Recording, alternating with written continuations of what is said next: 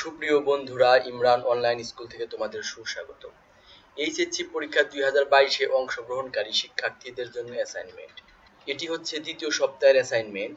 বিষয় অর্থনীতি, দ্বিতীয় পত্র, বিষয় কোড 110, স্তর এইচএসসি। তোমাদের অ্যাসাইনমেন্ট হচ্ছে, রবির বাবার 2 বিঘা কৃষি জমি আছে। উক্ত জমির আলোকে একটি টেকসই পরিবেশ বান্ধব একটি কৃষিভিত্তিক প্রকল্পের রূপরেখা প্রস্তুত করো। অ্যাসাইনমেন্টের নির্দেশনা বা সংকেত: বাংলাদেশের কৃষি পরিবর্তনের ধারা, জলবায়ু পরিবর্তনজনিত সংকট উত্তরণে অভিযোজনের উপায় অনুসন্ধান, কৃষিতে পারমাণবিক শক্তি, জৈব প্রযুক্তি, আইসিটি এর ব্যবহারের সুফল, কৃষি উন্নয়নে কৃষি প্রযুক্তি, সরকারের গৃহীত নীতি ও কর্মসূচির সাফল্য মূল্যায়ন। অ্যাসাইনমেন্টের শিরোনাম হবে একটি টেকসই পরিবেশ বান্ধব একটি কৃষিভিত্তিক প্রকল্পের রূপরেখা প্রস্তুত। তোমাদের অ্যাসাইনমেন্টের উত্তর: বাংলাদেশের কৃষি পরিবর্তনের ধারা। বাংলাদেশে বর্তমানে কৃষিতে ব্যাপক পরিবর্তন সাধিত হয়েছে। স্বাধীনতার পর কৃষি উৎপাদনযোগ্য ভূমির পরিমাণ বৃদ্ধি পায়নি, অথচ প্রতি মুহূর্তে বৃদ্ধি পাচ্ছে খাদ্য গ্রহণকারীর সংখ্যা। বিদ্যমান কৃষি ভূমিতে বসতবাড়ি নির্মাণ ও নগরায়নের ফলে কৃষি উৎপাদনযোগ্য ভূমির পরিমাণ ব্যাপকভাবে হ্রাস পাওয়া সত্ত্বেও কৃষি উৎপাদনে বাংলাদেশের সফলতা বিশেষভাবে উল্লেখযোগ্য। এ পরিবর্তন উৎপাদনের কলাকৌশল, উপকরণসমূহের প্রয়োগ, শস্য, উদ্ভিদ ও প্রাণীজ সম্পদ পরিচর্যা, উৎপাদনের পরিমাণ ইত্যাদি ক্ষেত্রে বিশেষ লক্ষণীয়। খাদ্যশস্য উৎপাদন কম। বর্তমানকালে বিভিন্ন শস্যের প্রচলিত বীজের পরিবর্তে উদ্ভাবিত নতুন নতুন জাতের উচ্চ ফলনশীল বীজের ব্যবহার এমন বেড়েছে, বিশেষ করে ধান উৎপাদনের ক্ষেত্রে তা বিশেষভাবে লক্ষণীয়। বর্তমানে প্রায় 37টি উচ্চ ফলনশীল ধানের চাষ হচ্ছে। খ. মানুষ ও পশু চালিত লাঙ্গলের পরিবর্তে পাওয়ার টিলার, ভাড়ায় চালিত ট্রাক্টর বাহিত লাঙ্গল, শস্য মাড়াই যন্ত্র ইত্যাদির ব্যবহার চলছে। গ. গোবরের সারের পরিবর্তে বিভিন্ন ধরনের কৃত্রিম সার ও কীটনাশকের ব্যবহার উল্লেখযোগ্যভাবে বেড়েছে।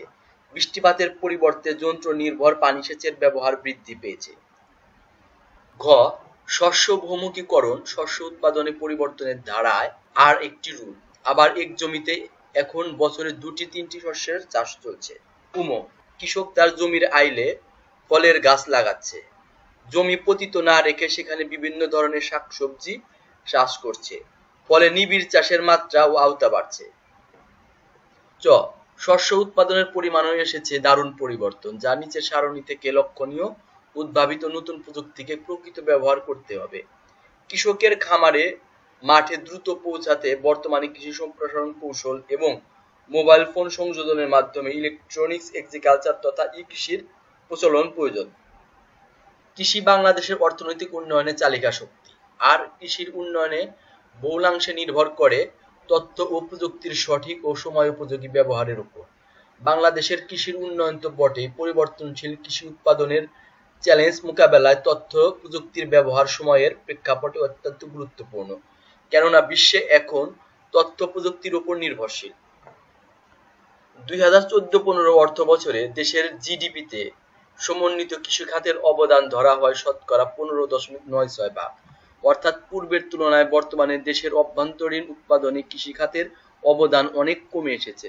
দেশে শিল্প, সেবা ও ব্যবসা ক্রমে উন্নত হওয়ায় এমনটি হয়েছে। জিডিপিতে কৃষির উপখাতগুলোর অবদানের ক্ষেত্রে যথেষ্ট তারতম্য দেখা যায়। উপখাতগুলোর মধ্যে শস্য ও শাকসবজি উপখাতের অবদানের সবচেয়ে বেশি। তারপর রয়েছে প্রাণী সম্পদ ও বনজ সম্পদ উপখাত। সার্বিক বিবেচনায় মৎস্য খাতের অবদান প্রাণী সম্পদ ও বনজ সম্পদ উপখাতের থেকে বেশি। জলবায়ু পরিবর্তনজনিত সংকট উত্তরণে অভিযোজনের উপায় অনুসন্ধান। বাংলাদেশের ভূখণ্ড উত্তর দিক থেকে দক্ষিণ দিকে ক্রমশ ঢালু। এর ফলে নদ নদীর গতিপথ উত্তর থেকে দক্ষিণ দিকে প্রবাহিত হচ্ছে। এ ধরনের ভৌগোলিক অবস্থানজনিত কারণে বাংলাদেশে প্রায় প্রতি বছরই ঘূর্ণিঝড়, বন্যা, জলোচ্ছ্বাস, অতিবৃষ্টি, কালবৈশাখী, শিলাবৃষ্টি, অনাবৃষ্টি প্রভৃতি প্রতিকূল অবস্থা দেখা যায়।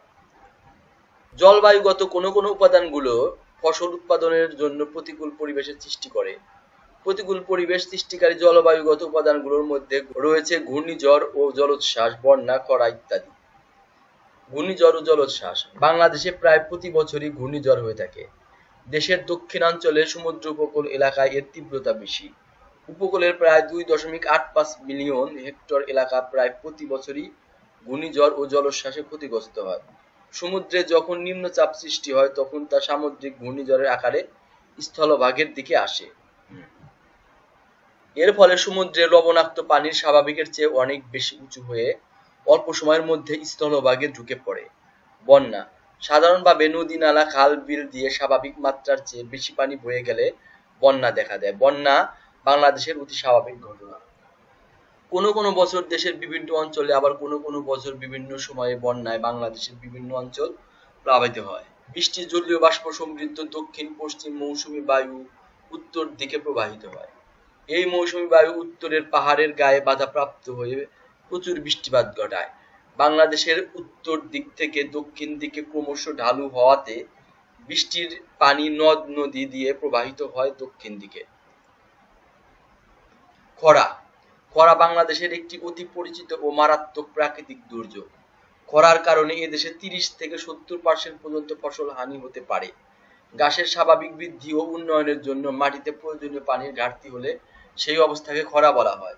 যে মৌসুমে সাধারণত মাটিতে রসের এই ঘাটতি অবস্থা থাকে তাকে বলা হয় খরা মৌসুম। খরার প্রধান প্রধান কারণগুলি হলো অনাবৃষ্টি, সেচের পানির অভাব, প্রখর রৌদ্রতাপ ও বেলে বা ঢালু জমিতে কোনো আস্বাদন না থাকা। খরা অবস্থায় চারা গাছ খুব সহজেই ক্ষতিগ্রস্ত হয়। খরাকে তীব্র, মাঝারি ও সাধারণ এই 3 ভাগে ভাগ করা যেতে পারে। বাংলাদেশের সকল মৌসুমে খরা দেখা দিতে পারে।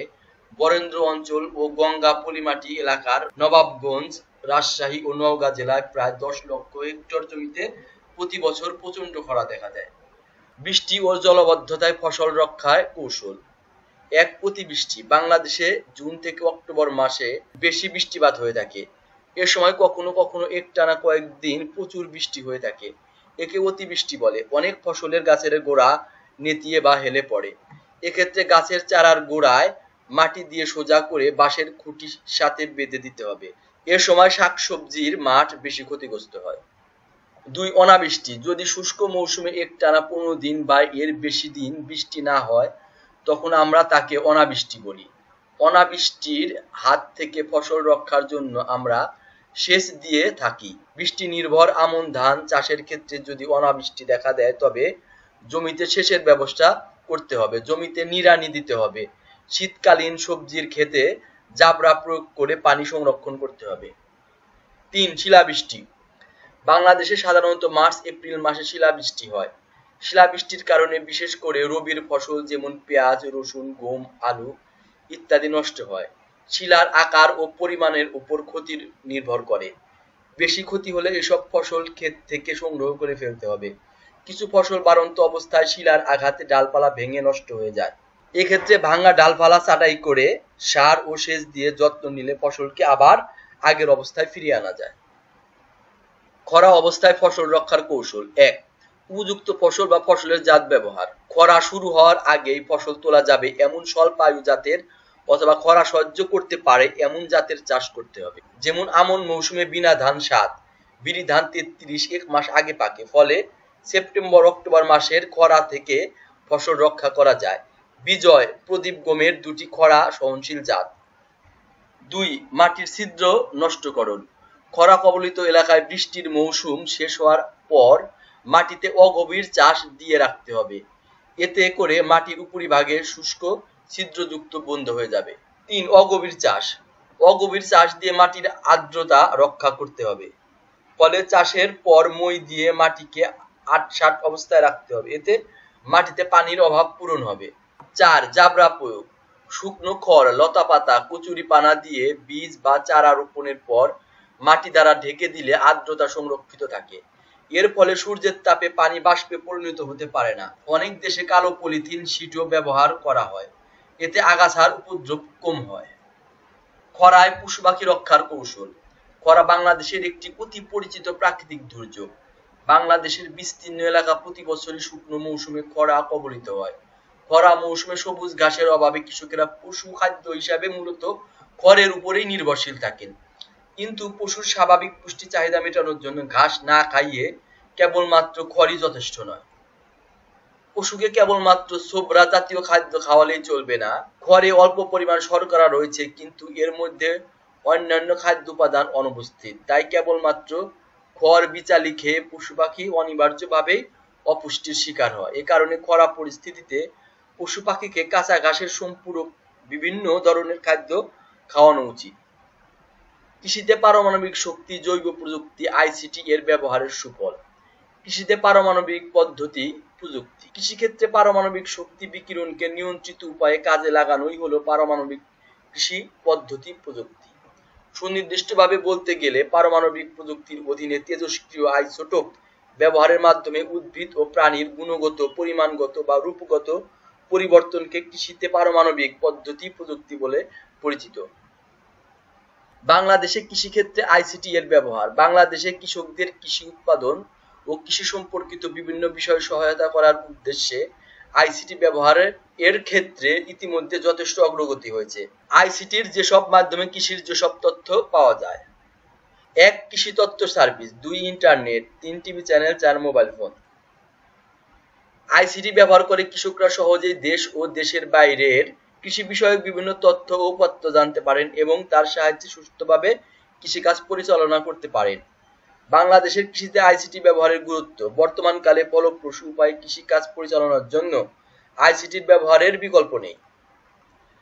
আবহাওয়া সংক্রান্ত তথ্য প্রাপ্তি। ২. উন্নত উপকরণের তথ্য সংগ্রহ। ৩. কৃষি উপকরণ সমূহ ব্যবহারের নিয়ম কানুন। ৪. কৃষি উৎপাদন সর্বাধিক করার ক্ষেত্রে। ৫. রোগবালাই দমন। ৬. বিভিন্ন কাজের মাধ্যমে সমন্বয় সাধন। সুতরাং বলা যায়, কৃষিখাতকে অধিক উৎপাদনক্ষম করতে হলে আমাদের কৃষকদের ধীরে ধীরে আইসিটির ব্যবহারে তৎপর হতে হবে।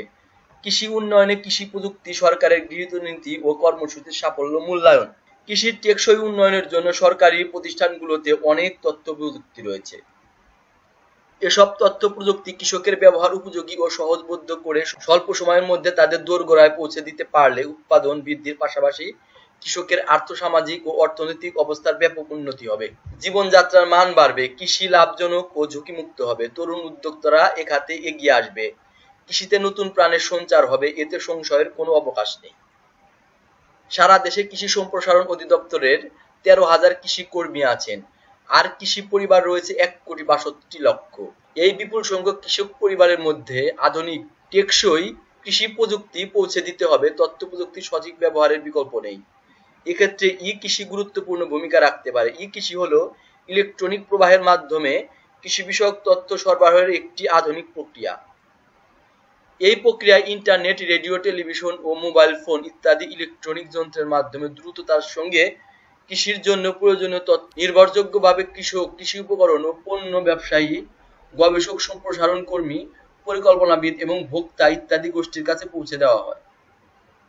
২. জামালপুর ও শেরপুর জেলার চর এলাকার নাজুক কৃষকদের খাদ্য নিরাপত্তা ও খামারের উৎপাদন বৃদ্ধি প্রকল্প। ৩. জলবায়ু পরিবর্তনের চরম হুমকির মুখে প্রতিকূল পরিবেশে অবস্থানকারী নারী ও শিশুর জন্য সুপেয় পানি সরবরাহ ও সামাজিক সুরক্ষার প্রকল্প। ৪. জলাভূমি পুনরুদ্ধার ও জীববৈচিত্র্য সংরক্ষণ প্রকল্প। ৫. উপকূলীয় এলাকায় বনায়ন প্রকল্প। ৬. পোল্ডার পাস এর বেড়িবাঁধ ও অবকাঠামো নির্মাণের মাধ্যমে জলবায়ু পরিবর্তনের প্রভাব মোকাবেলা প্রকল্প। ৭. মাল্টিপারপাস সাইক্লোন সেন্টার নির্মাণ প্রকল্প। ৮. জলবায়ু পরিবর্তনের ক্ষতিকর প্রভাব মোকাবেলায় জলাভূমির বন পুনরুদ্ধার ও জীববৈচিত্র্য সংরক্ষণ প্রকল্প এবং উপকূলীয় এলাকায় বনায়ন প্রকল্প। সুপ্রিয় বন্ধুরা, এই ছিল তোমাদের নির্ধারিত অ্যাসাইনমেন্ট। দুই একটা বানান ভুল থাকলে এগুলো ঠিক করে নিও। এরকম আরো অ্যাসাইনমেন্ট পেতে আমাদের চ্যানেলটি অবশ্যই সাবস্ক্রাইব করতে হবে এবং পাশে থাকা বেল বাটনটি ক্লিক করতে হবে। ভিডিওটি তোমার বন্ধুদের দেখাতে ভিডিওটি অবশ্যই শেয়ার করতে হবে, লাইক করতে হবে, কমেন্ট করতে হবে। আমাদের সাথে থাকার জন্য তোমাদের অসংখ্য ধন্যবাদ।